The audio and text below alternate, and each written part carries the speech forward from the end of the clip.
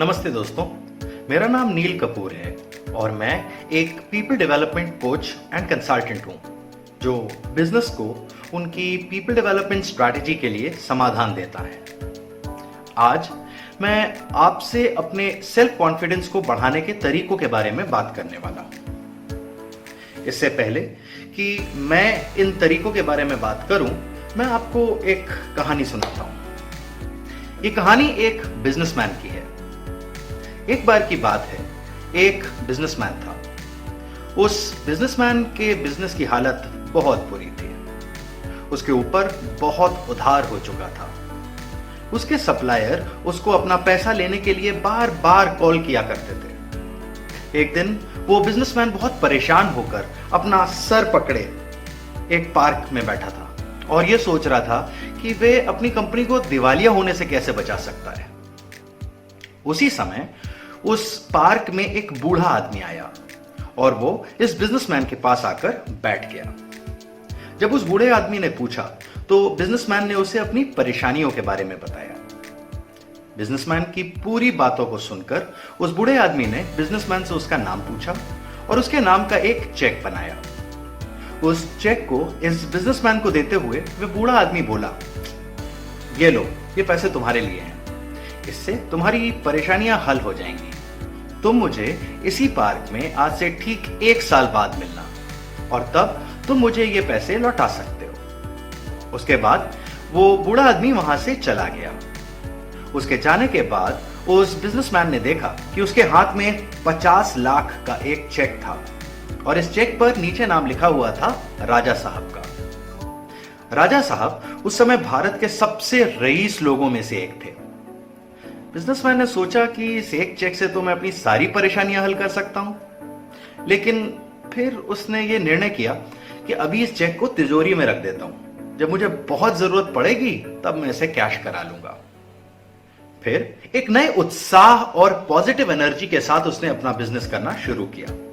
उस positive energy की वजह से उस बिजनेसमैन की ज्यादा डील क्लोज होने लगी। अच्छे नेगोशिएशन की वजह से उसके पेमेंट की टर्म्स अच्छी हो गई। उसे कई नई सेल की डील मिल गई और चंद ही महीनों में उसने अपना सारा कर्ज उतार दिया। उसका बिजनेस फिर से पैसे बनाने लगा था। 1 साल बाद उसी पार्क में वह बिजनेसमैन उस चेक को लेकर पहुंचा जिसे उसने अब तक कैश नहीं कराया था। तय हुए समय पर वह बूढ़ा आदमी भी वहां पहुंच गया। लेकिन जब वह बिजनेसमैन उस चेक को बूढ़े आदमी को वापस कर रहा था और उसे अपनी कहानी सुना ही रहा था कि तभी दौड़ती हुई एक नर्स वहां आई और उसने उस बूढ़े व्यक्ति को पकड़ लिया। वह बोली, बहुत अच्छा हुआ मैंने इन्हें पकड़ लिया। उम्मीद करती हूं कि आपको ये परेशान तो नहीं कर रहे थे। ये हमेशा हमारे वृद्धाश्रम से भाग जाते हैं और सबको बताते फिरते हैं कि ये राजा साहब हैं। और फिर वे उस बूढ़े आदमी को लेकर वहां से चली गई। वहां खड़ा बिजनेसमैन एकदम स्तब्ध रह गया। उसे लगा कि पूरे 1 साल तक दौड़ भाग करता रहा। वो बिजनेस डीलिंग करता रहा, सेल करी, सप्लाई का पेमेंट करा, सिर्फ ये सोच के कि उसके पास 50 लाख रुपए हैं। लेकिन वे 50 लाख रुपए तो कहीं थे ही नहीं।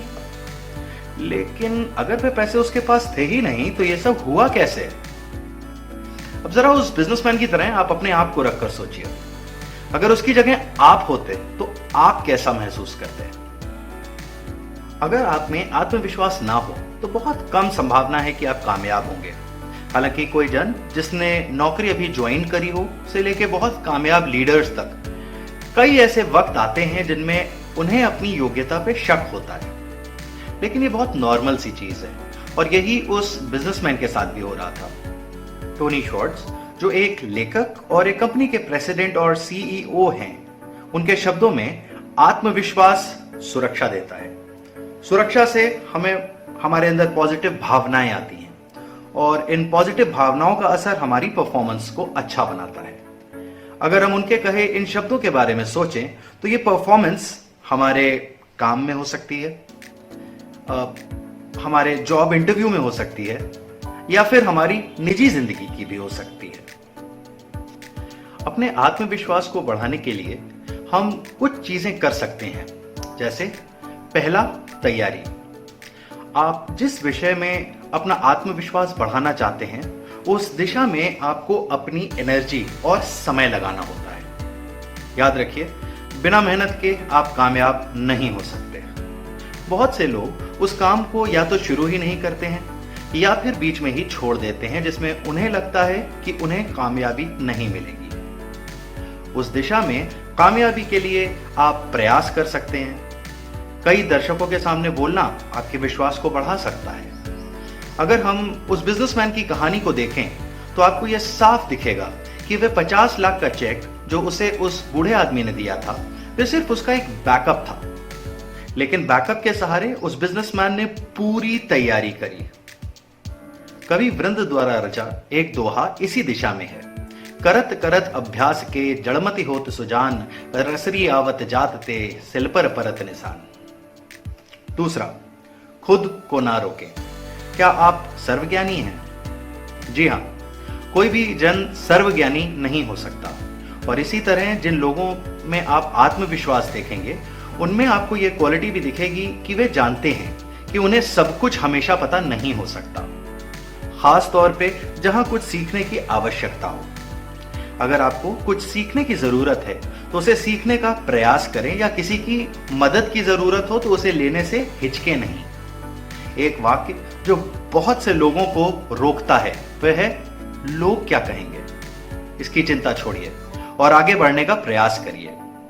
जो कहानी हमने सुनी उसमें चेक ने बिजनेसमैन को वह शक्ति दी जिससे कि वह अपने आत्मविश्वास को बढ़ाए, और उसके लिए उसे अपनी जिन स्किल को या जानकारियों को बढ़ाना है उसके ऊपर उसने काम किया।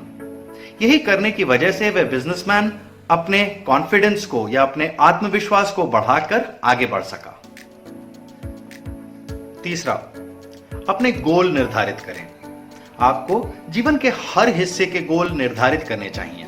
जैसे आपके प्रोफेशनल जीवन का एक गोल आपकी कमाई के लिए हो सकता है। यह करते समय यह भी ध्यान रखना जरूरी है कि आप अस्पष्ट गोल ना बनाएं। मैं बहुत सारे पैसे कमाऊंगा, यह एक अस्पष्ट गोल है। इसकी जगह आपका गोल होना चाहिए, मैं अगले 3 महीनों तक हर महीने कम से कम 50,000 रुपए के 4 नए अकाउंट को जोड़ूंगा। इसी प्रकार से कहानी में बिजनेसमैन को जब 50 लाख का चेक मिल गया तो उसने अपने गोल निर्धारित किए। यह गोल आपको आगे बढ़ने में क्लैरिटी देते हैं और आपको अगले कदम निर्धारित करने की शक्ति देते हैं। यह एक तरीका है जो आपके आत्मविश्वास को बढ़ाने में आपकी मदद करेगा। चौथा, नकारात्मकता से बचें। नकारात्मक सोच या नेगेटिविटी आपको पीछे खींचती है, इससे बचना बहुत आवश्यक है। अपने आप को जब आप पॉजिटिव सोच रखने वाले लोगों से घेर लेते हैं तो आपकी सोच भी उसी पॉजिटिव दिशा में काम करती है और ये आपको अपने गोल तक पहुंचने में मदद करती है। किसी ऐसे समय के बारे में सोचिए जब आप कुछ करना चाहते थे और कुछ लोगों ने आपको इसके बारे में अच्छी बातें बताई और आप उस काम को जल्दी से पूरा कर सके। ये पॉजिटिव सोच का नतीजा था। आपको क्या लगता है, उस बिजनेसमैन को कुछ लोगों ने नकारात्मक सुझाव नहीं दिए होंगे? लेकिन हर कामयाब व्यक्ति को यह समझना बहुत आवश्यक होता है कि आगे बढ़ने के लिए उसे अपने आप को पॉजिटिव माइंडेड लोगों के साथ सराउंड करना बहुत जरूरी है। अगर पॉजिटिव लोग आपके आसपास होंगे तो आप अपनी सोच को सही दिशा में ले जा पाएंगे। मैं अगर अपना एक उदाहरण दूं, एक बार कॉर्पोरेट में काम करते समय मुझे एक नेशनल लेवल का रोल दिया गया। इसके पहले मैंने इतना बड़ा पोर्टफोलियो हैंडल नहीं किया था। मुझे ये लग रहा था कि नया रोल है, इतना बड़ा है, मैं कर पाऊंगा कि नहीं कर पाऊंगा। मैं जिस टीम का हिस्सा था उसमें बहुत से अनुभवी लोग थे जो अपना अपना काम देख रहे थे। मुझे लग रहा था कि अगर मैं ये रोल अच्छे से नहीं कर सका तो लोग मेरे बारे में क्या सोचेंगे। मैंने फिर अपने प्रोजेक्ट में भारत और विश्व भर में किए जाने वाली चीजों के बारे में जानकारी प्राप्त करी, पढ़ना शुरू किया। उन चीजों की जानकारी लेने के बाद मैंने अपने कस्टमर या फंक्शन हेड से बात करी और उनके नजरिए को समझने की कोशिश करी। मुझे उन लोगों से काम कराना था जो मुझे रिपोर्ट नहीं करते थे। मैंने उन सब से बात करके उनकी परेशानियों के बारे में समझा। ये सब करने के बाद मैंने अपने एचआर हेड से बात की और उसके बाद मैंने अपना प्रोजेक्ट प्लान निर्धारित किया और फिर ये 1 महीने की मेहनत रंग लाई। जिस प्रोजेक्ट पर मैंने टीम के साथ काम किया उससे बिजनेस को बहुत फायदा हुआ और मेरा आत्मविश्वास बढ़ गया। मुझे कामयाबी की ओर ले जाने वाले यही कुछ मंत्र थे। अपने आत्मविश्वास को बढ़ाने के लिए ये आवश्यक है कि आप सीखने के लिए अपने आप को ओपन रखें, जो मैंने किताबों के माध्यम से या फिर सारे स्टेक होल्डर से बात करके किया।